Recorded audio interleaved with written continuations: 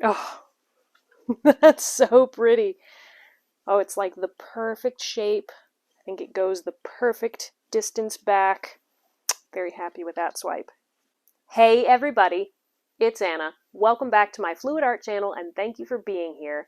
I have a really fun and exciting painting for you today.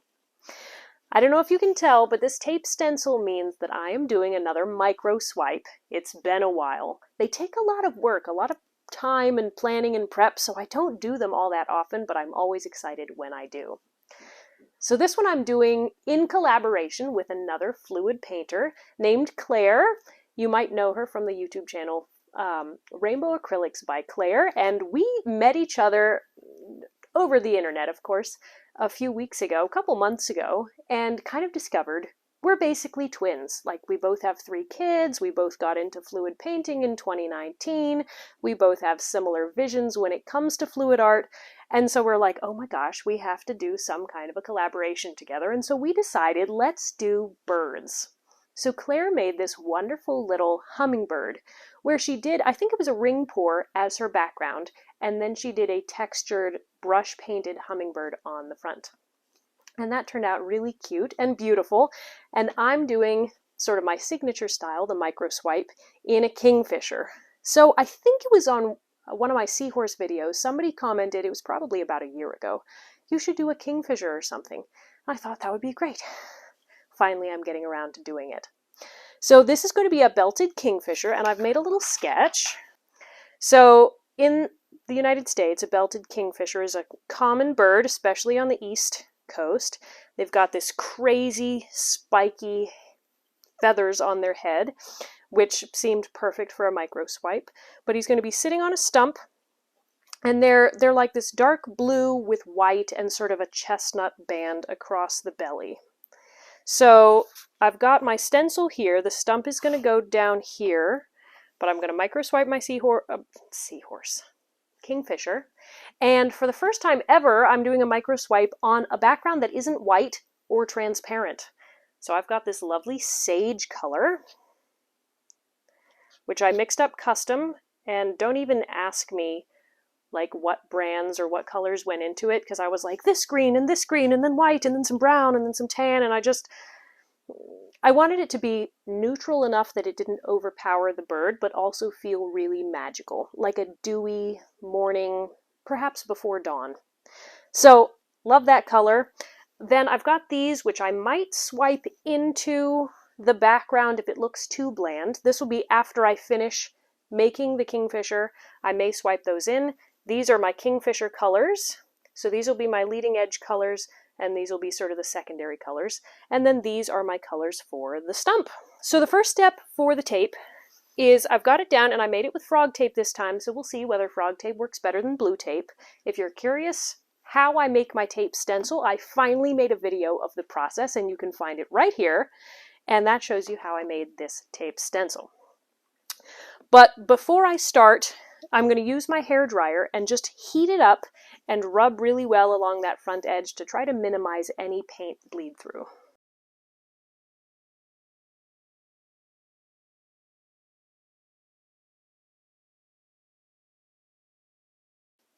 All right, that's nice and pressed down, should make a good seal. Now, if you've watched my other videos, you know it's okay if there's a little bit of paint bleed through, because you can wipe it right up before you put the next coat on, but it's always nice to have a good seal. All right, I think that's all the details. Let's make a painting.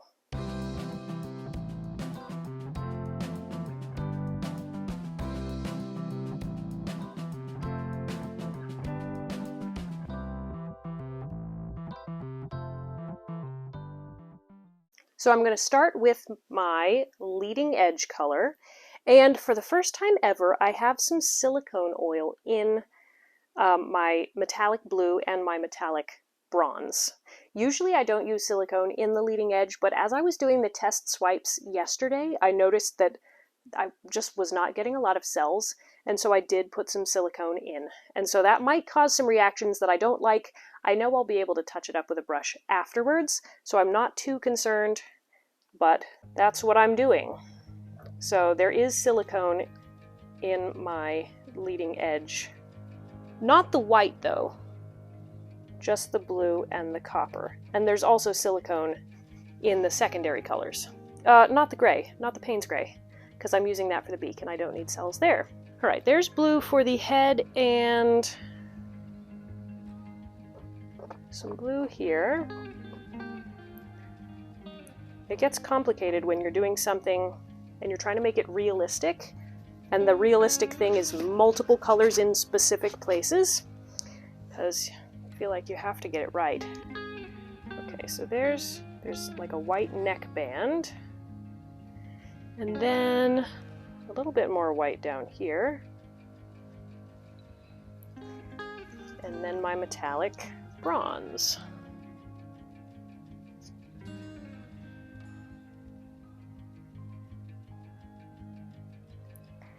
And then the rest of it is white down the belly.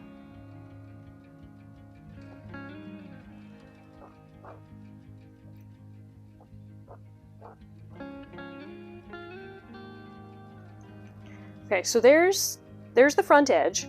So then where I've got blue, I have Payne's gray and I have Phthalo blue.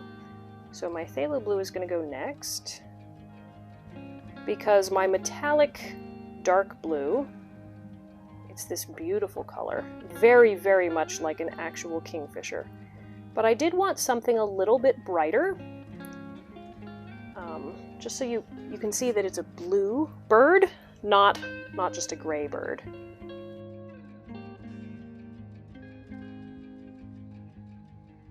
And all of my paint brands and mixing details and color names, that's all down in the video description instead of me having to name out every single one as I add it. That's just easier. All right, Payne's gray after the blue.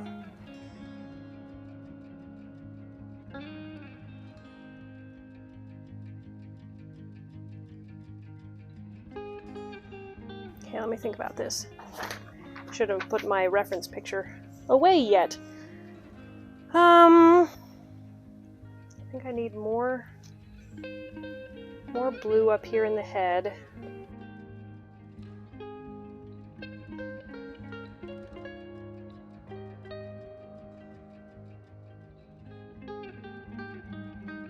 Okay, I don't want my stripe of colors to be too thick or the paint will go way too far. It really shouldn't be a huge bird. So I think I'm going to stop there for now. I don't have any blue on the back because where the wing comes forward, that is blue, and I think I'm going to have to add additional swipes, like after I've swiped this, then add sort of the wing going the other direction. So we'll add that when it's time. All right, let's put down the base coat on this half of the canvas.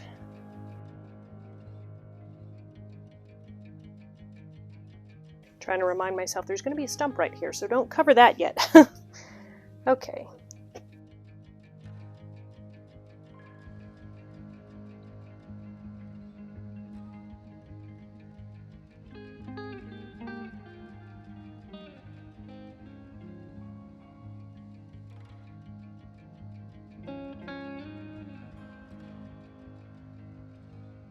Let me do a quick torch. There's a bunch of air bubbles.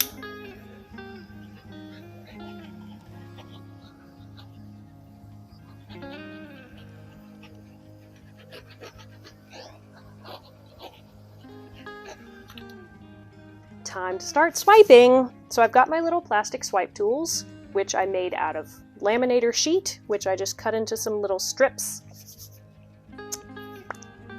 I'm gonna start by actually putting down a little bit more base because I want to start with his crazy head feathers. Actually her, this is a female Kingfisher. They're the ones who have the chestnut belt here. All right, we're gonna start with the little, I feel like I need it to be even smaller. We're gonna start with pieces of paper towel. I don't usually start with like the top, but that's what I'm gonna do. Am I? No. No, I'm going to start at the bottom. Let's be different, Anna. We're going to start at the bottom and swipe our way up to the top. All right, so you just touch here and you pull it along, pick it up carefully. So obviously there's no cells there because the white had no silicone. And that will get covered up by the tail.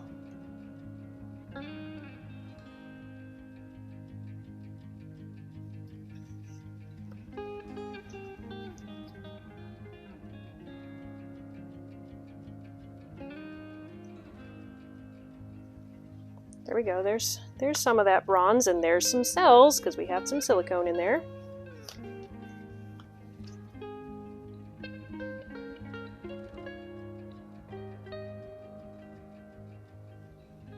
Okay, nice. Cells are coming up, lacing is forming. That's always fun.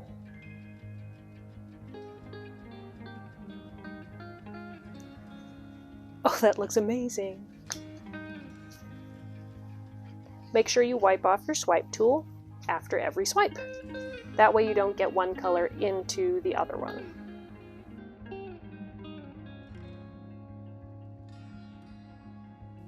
This one I'm going to swipe a little bit upwards because the blue there is more of an upwards shaped V instead of a straight color swipe. So I'm going to add a little bit more of the blue down there and swipe it upwards.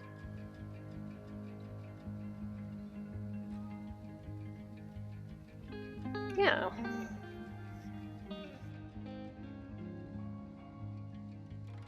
Oh, that's so pretty.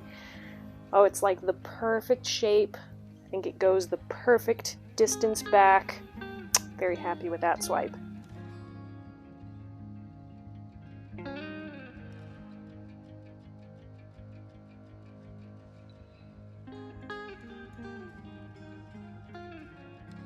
This is really cool. It's time to start changing the direction now. I'm going to start swiping up and then kind of out to finish his mohawk, her mohawk.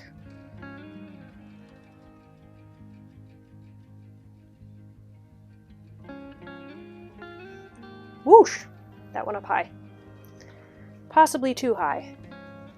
We might have to bring that down a bit. We'll see. They do have crazy hair. Okay, I don't want to do too many of these. I would say big swipes. This is my small swipe tool. I didn't even use my bigger one. I don't want to do too many of that size, so now I'm going to do little ones. And I'm going to dip this into the metallic blue so that as I begin, it has plenty of that color in it. Okay. I think I'm really glad that I have the phthalo blue in there, and I think I want some of that in this. So I'll dip it in the phthalo and then in the metallic as I come this way.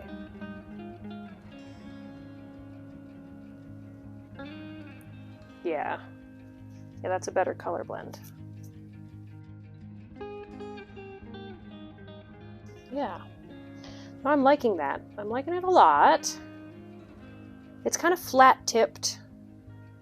I think I can pull out some of those points so it looks more crazy. This is really nice. These colors on the front edge, absolutely perfect.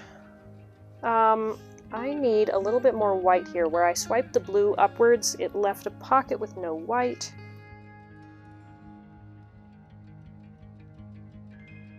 And that isn't a perfect blend, but there's a lot that I can do with a brush after it has dried. So I'm trying to get kind of the bold strokes here, not absolutely every detail. Okay, this is cool. This is really cool. It's time to start adding blue along the back. So for that, I'm going to put like a little line of the phthalo blue and a little line of my metallic blue on my palette knife. And then I'm going to curve it down this way. Wish me luck!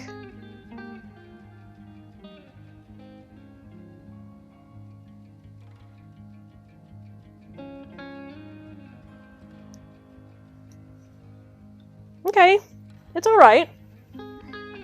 It's alright. I can work with that. Yeah, I'm gonna keep adding more stripes to that. And like this blue, I can touch that up with a brush if I need to. Yes. Yes. I'm gonna do the same thing.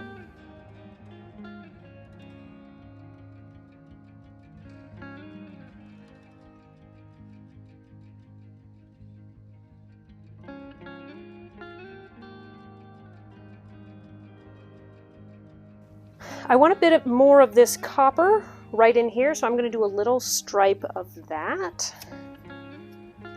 Copper, bronze, metallic brown, whatever it is. And I'm going to get it in this burnt sienna first, and then in the metallic bronze. So we got a blend of colors. And drag it down through here.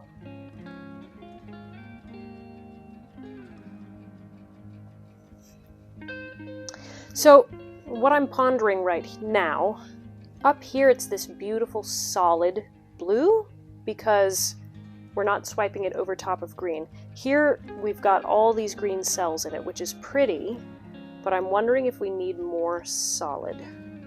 So I'm going to redo this wing section where I'm going to put down lines of the metallic blue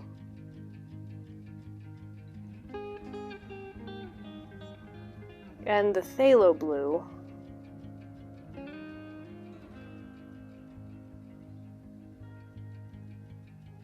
and a bit of the Payne's gray.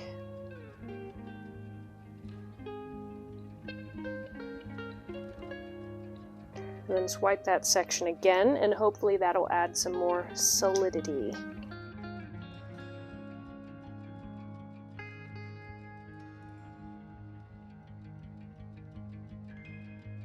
Yes, that's a more solid wing. There's still green in it, but it is more blue overall, which is what I wanted.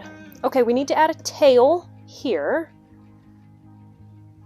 And I want that to be relatively solid as well.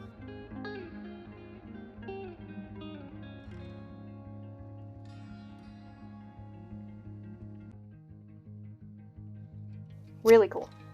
Okay, little bits of paper towel to kind of blend like the wing into the tail. So it looks like wingtip and then tail begins. Yeah, I think that's nice. Love this. This is so cool. I like this little white point, but it's not how it's supposed to be. There we go. But then his head, I want to make that crazy. So I'm going to pull the palette knife through and break some of those points.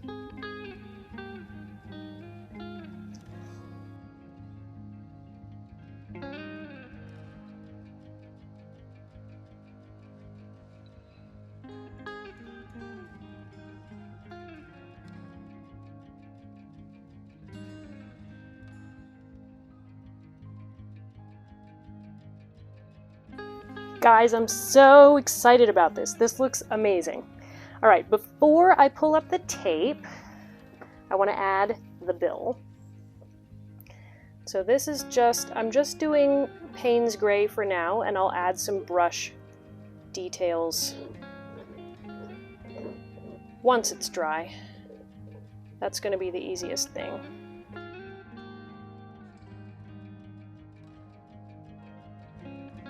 Let's pull up the tape, add the rest of the base coat, and make the stump.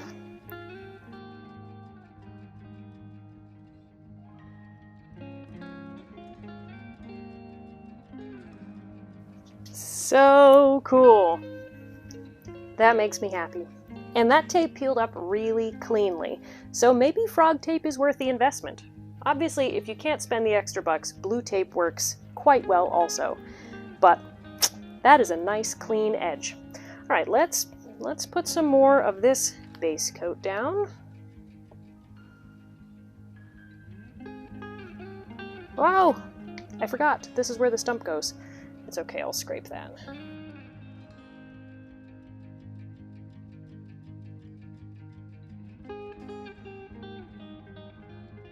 As you bring the paint in, you're just carefully touching it.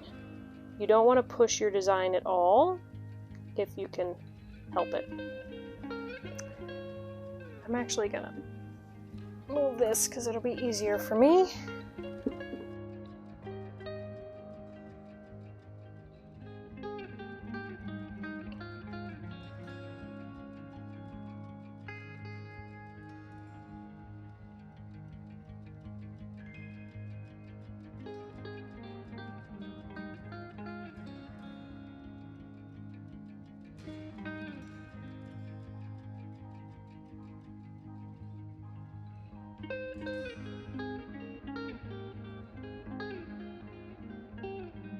All right, let me torch it because I see a lot of air bubbles.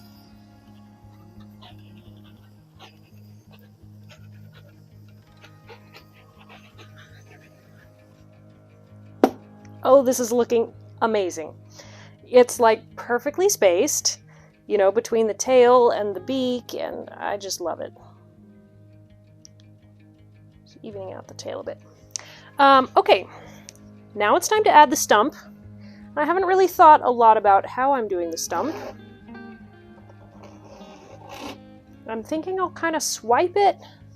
So I don't want my stump to be like bright brown. I want it to be more of a dull grayish dead stump kind of a look. So I think what I'm going to do is make a little cup of the paint, just a little layered cup, and sort of ribbon pour it out and then swipe those ribbons so that we get some nice blending of textures and colors, and there's nothing that's really bold like, oh, this is this color, this is this color. All right, let's make a little layered cup here.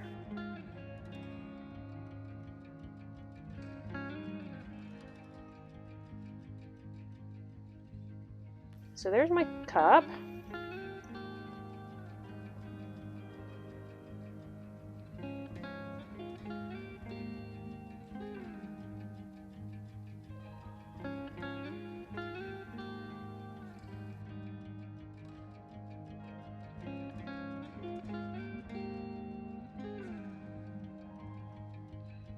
Use my bigger swipe tool for this, just to save some time.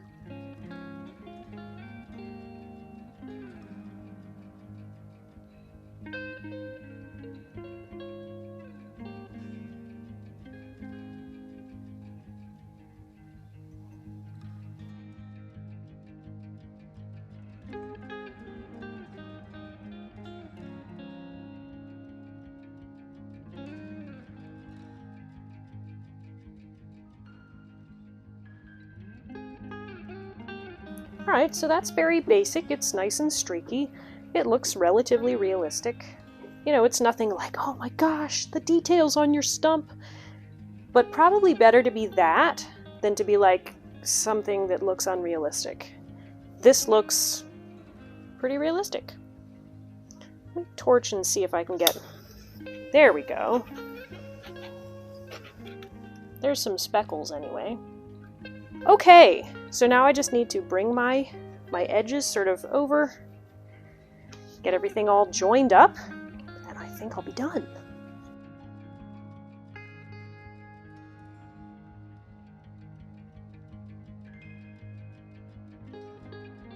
All right, I think I'm done. Obviously there will be some brush work to do once this is dry, but for now, let me give you a close-up. All right, here it is. So I'm really, really happy with this. I think it looks quite, you know, realistic in terms of where the color is supposed to be, and that makes me happy. So up here on the head, look at that crazy mohawk, and then some beautifully textured cells there. Band of white, band of blue. There's that nice bronze belt there, and the wings starting down, so that's great. And the tail, and then here's the stump. So it's fairly basic, but it looks relatively realistic. So I'm really, really happy with this. Naturally, I turned off all my cameras and then I went, wait, I was thinking about swiping the background. So I need to think about that. I might do some little swipes, and if I do, I'll try to get some footage to show you. If I decide not to swipe in the background, then I will see you for the next step, which is brush touch-ups when this is dry. All right, let's go to whatever's next. Okay, I wasn't quite content with what I had, so because I've got these two other colors all mixed up, I just did a little bit of a test on a different surface just to see what kind of a design would I add if I was going to add some texture, and I think I like it. So I'm going to be making vertical texture instead of horizontal texture, because it's going to be like sort of the grasses and the tree branches and stuff on the edge of the riverbank where this kingfisher is sitting. So I'm going to make a little puddle here of my 3 greens, and then I'm going to use this little palette knife, and I'm just going to sort of make little wiggling stripes. The background is not the star of the piece, but I do think without having some kind of background element, the whole thing feels flat. So I like that. So I'm going to keep just working around. I might flip the canvas around so that I can work a little bit easier.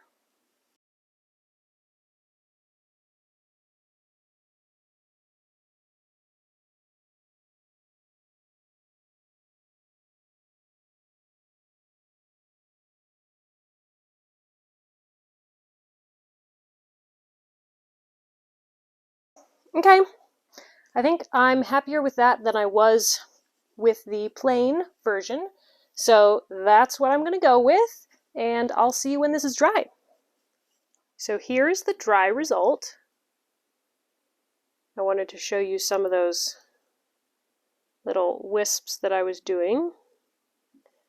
So those do add some background interest. I'm not sure if I'm totally like, yes, that's exactly what I need, or whether I'm going to add onto them, or whether I'm going to cover them back up, but that's what they look like. And you can see it does add some interest and a bit of shimmer where the metallic green is. So that's how that looks. But the rest of the painting dried really, really well. So now it is time to start brush touch-ups. So for my touch-ups, what I start with is neatening up some of the edges. So I'm using some of the green and some of the other leading edge colors to just make that front edge really smooth, and also cover up some distracting details along the back.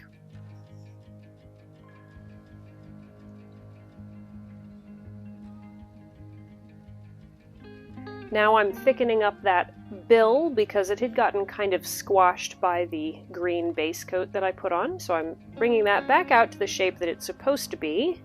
And now I'm filling in some white in some of the areas where it had gotten a bit faded out, just brightening that up, making it look really real and standing out, including some of those little green cells that had popped up towards the middle and the back of the bird. I don't want it to look like she has holes all over her, so I'm filling those in with some more white.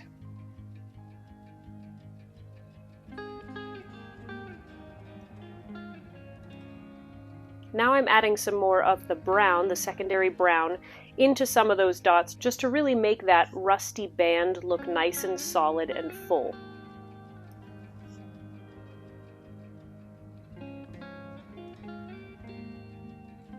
Now I'm darkening up and neatening up the front edge of that wing. so that it really stands out from the body and looks distinct and looks intentional, like a nice smooth bird wing should be.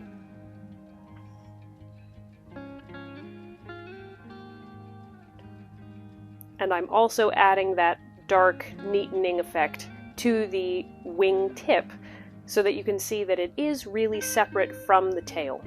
Smoothing out the edges of the tail a little bit. We want this to look whimsical and flowing like it did when I painted it, but we also want it to look like a bird and not like this messy thing. So I wanted to try to find the blend between wispy and flowy, but also smooth and neat and good looking. Now I'm using some of my Stump colors to blend in some of those places where I couldn't swipe right up to the bird, or maybe it got a little bit warped afterwards, so that the stump just looks full and undistracting.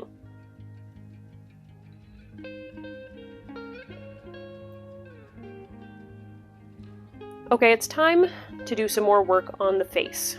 So my beak shape was not quite right, so I'm making that beak a little bit longer, and I'm still using my Payne's gray because it dries so dark it's practically black. So there's my eye spot, because the eye is more or less black and there's a lot of dark on the face. And here for the work on the face, I'm looking at a reference picture from Audubon because it has this beautiful close-up of a belted kingfisher, and so I really want the face to look realistic.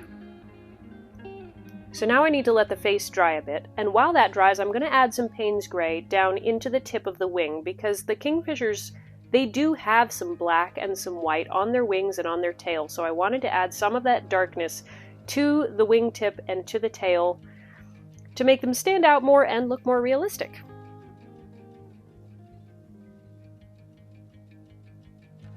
So now that the Payne's gray has dried on the face, it's time to start using white to create some of those facial elements. So again, using my reference picture, I'm creating sort of a glare spot on the eye, and then adding some white details, markings that are really on a kingfisher face, like that white spot in front of the eye, a little white line around the eye, and then here I'm adding just, it's almost like the eyelid of the kingfisher, and so that really helps it stand out against the dark face. And now for the beak is quite dark, but it's not all black, it's sort of a black and white, and it fades and blends. So I'm using white to create sort of that fading look. And the stuff that I'm doing here is really not that hard. I'm just putting on a little bit of white and a little bit of white and looking at the picture and adding more if I need it. So it's not complicated stuff. I'm not doing lots of shading. But the beak was one area where I really wanted to make it look like an actual bird.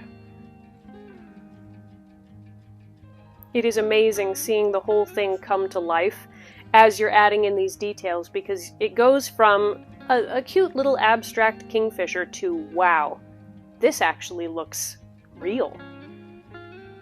So that always makes me happy. It's a very exciting part of finishing a painting. And lastly, I need to do some work on this foot. It was hard to get the foot to scale. It's just this little foot that peeks out from underneath and grabs on, and I kept making it too small. But I think I'm happy with how it looks right now, and that was just some brown and some gray and some white to make a very basic little claw shape. Alright guys, I think I'm all finished with this. Let me give you the final close-up. Alright, here it is guys, all finished. So let's start up here at the face. Oh my goodness. Look how shimmery that metallic blue is. I love the contrast between the blues and the Payne's gray. And it's amazing how just adding in a few simple brush painted details just brings the whole head to life. Now definitely her mohawk is a little bit bigger than a kingfisher's usually is, but I'm going to let that pass. This is abstract art after all. But look how beautiful all those cells, the metallic bronze there, the metallic blue, nice smooth edge of the wing there. There's that little foot, And here's the details that I added to the wingtip and the tail to make them stand out from each other a little bit more. And then the stump really didn't take much work at all. I just neatened a little bit and made it look more like the Kingfisher was sitting on it. So I am so happy with this. Let me know, what do you guys think? It definitely took me outside of my comfort zone doing that multicolored micro swipe, but boy did it pay off. Thanks guys for joining. Be sure to hop over and watch Claire's video where she makes a little hummingbird. So that should be really fun. And yeah, thanks so much for joining me guys. I'll see you in the next video. Bye!